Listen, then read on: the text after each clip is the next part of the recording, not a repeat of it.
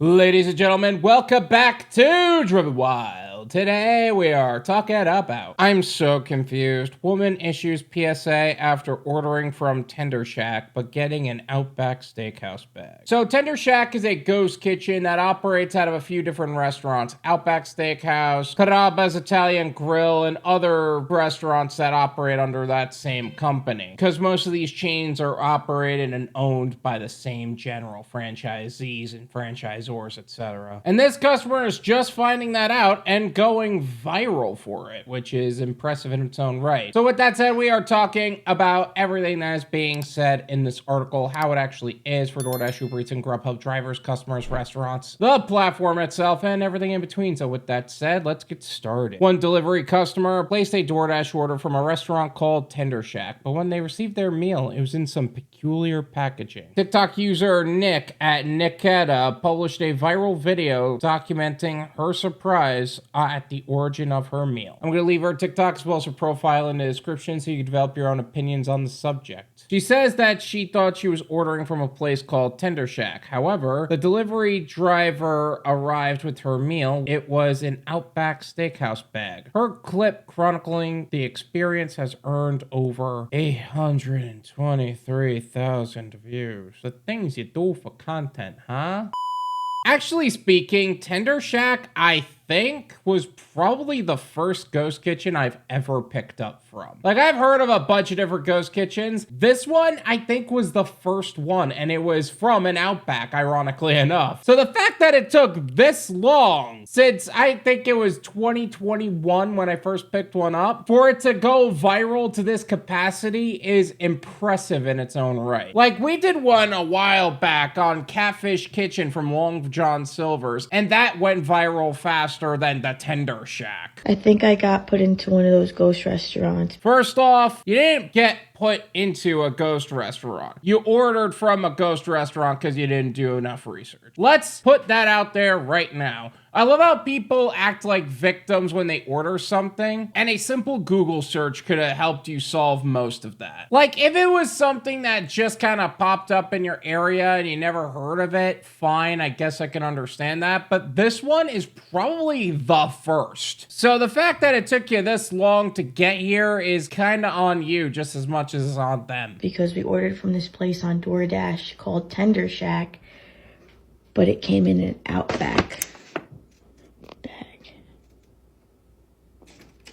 Okay, let me be that guy for a second. Chicken tenders, some of them cook it better, some of them cook it worse, which is why I don't think Tender Shack should be with all of these other franchise chains. Like, if you're gonna put it Outback, if you're gonna put it in Carrabba's, like, pick a lane. But in this case, Tender Shack is Tender Shack. It's chicken tenders. And as long as you're not actually getting steak as opposed to chicken, is that really a problem? Like, maybe I'm just getting to the point with ghost kitchens where I'm kind of just annoyed at certain types of complaining. Like, I feel like I'm getting that irritable about it because ghost kitchens have been getting a lot of heat in a lot of different areas, but in some cases there are times when it's even worse. There are 100% of times where there are questionable ghost kitchens out there. Outback Steakhouse is a regulated kitchen as far as I know. Those virtual restaurants that all compile within a restaurant and operate as one giant ghost kitchen, that's something in itself. And then there are times where they're operating at home. That's the one where I would have the biggest, like, yellow flag, really, because there are some that do it really well and some that just don't, and I get that. Is Outback Steakhouse running ghost kitchens?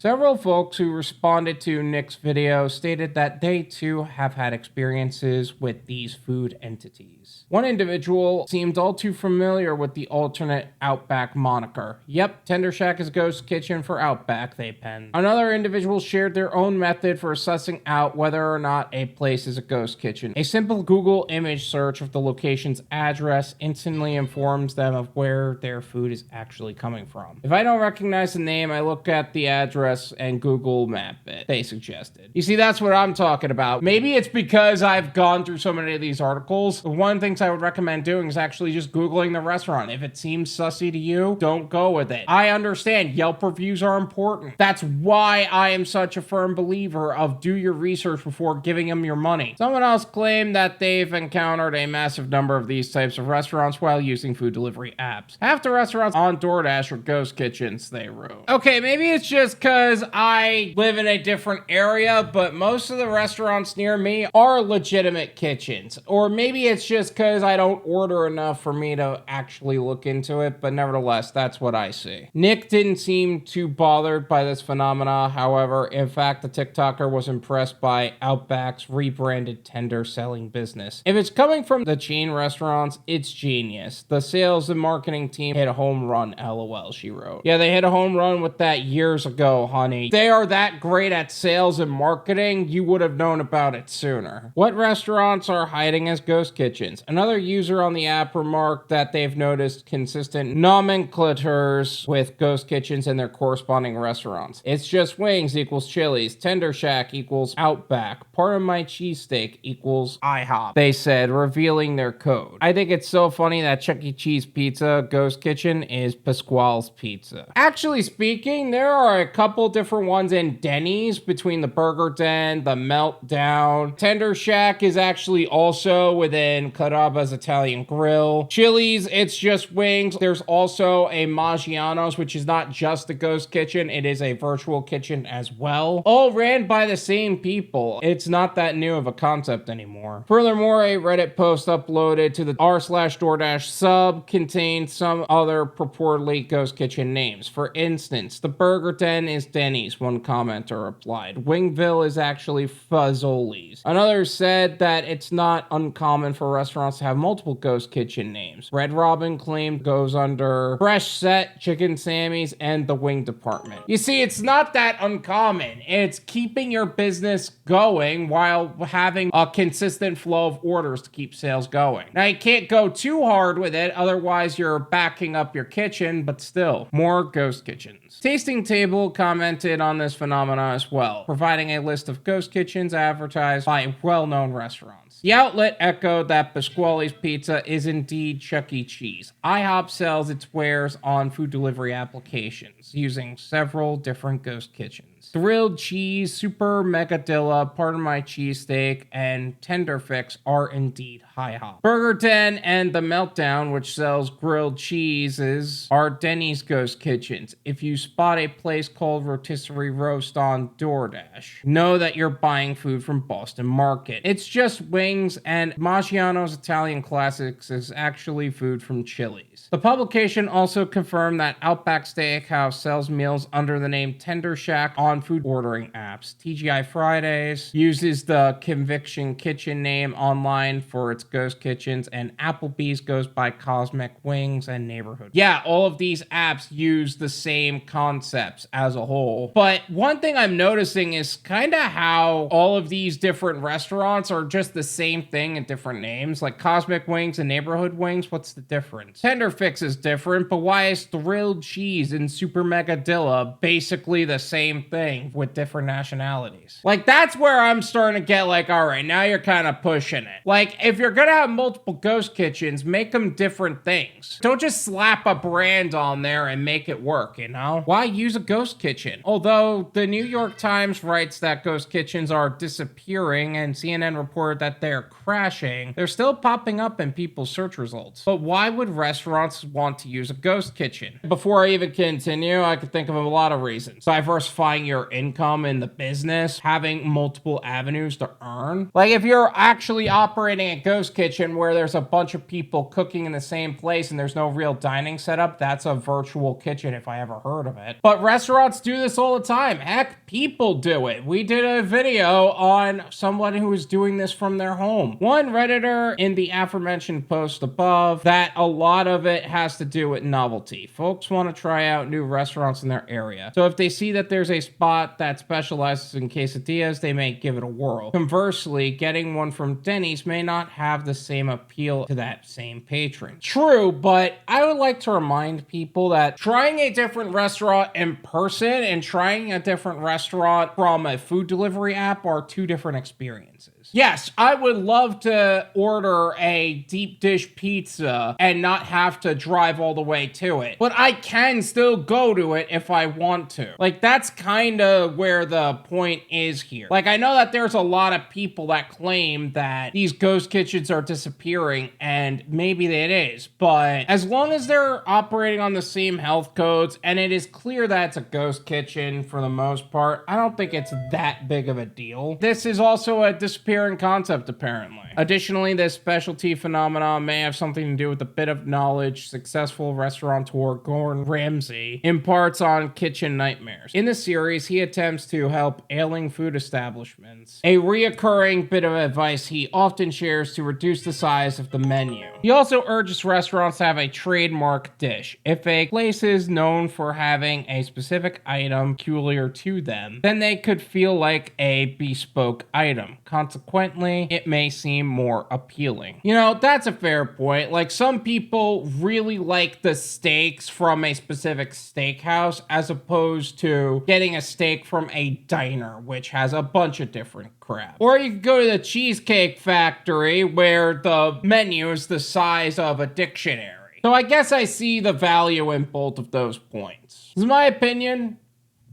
It's worth what you pay for it. None of you pay me.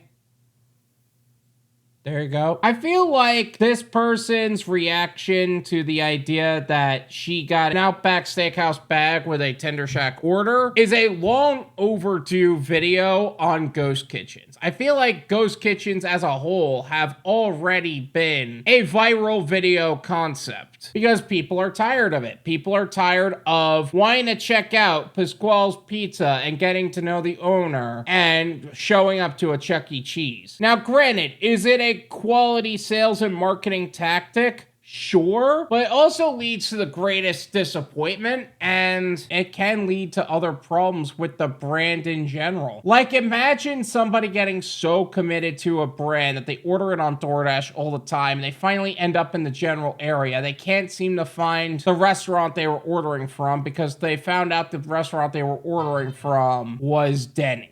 Maybe this also goes back to the concept of people putting value and quality in two different categories and associating low quality with low cost, when in reality, the quality could be a lot higher than they give it credit for. Like, I remember watching a video from Payless Shoes, right? Because they presented the shoes that they had so poorly, people always associated paying less as lower quality. But just because it doesn't cost as much doesn't mean the quality is less. So they remodeled the entire store, and they basically had other people come in and with their new remodeled store, and their shoes were the same as they always were, and everyone was associating it with quality because they didn't know better. They wanted to seem like an expert when in reality they weren't. They were rating Payless Shoes higher quality because it looked different. But that stigma current is so far from breaking at this point. I don't think it's going to break anytime soon. Like when we did a video not too long ago about a ghost kitchen being held in someone's house. There were Halloween decorations everywhere. The place was unkept from the outside looking in. But for all we know, the kitchen was remodeled and the chef actually knew exactly what he was doing and making very high quality product. But we wouldn't know that because we're not back there. Don't be quick to assume that lower quality and lower cost are the same thing. All in all, if you're ever skeptical about ghost kitchens or not sure if you're dealing with a ghost kitchen, do a quick Google search online. You'll find out everything you need to know, and if that really sways your opinion on not wanting to order from there, I understand. Everyone understands. Just find a different place to order. Thank you so much for watching. I really appreciate it. As always, make sure to hit the like button, subscribe if you're new,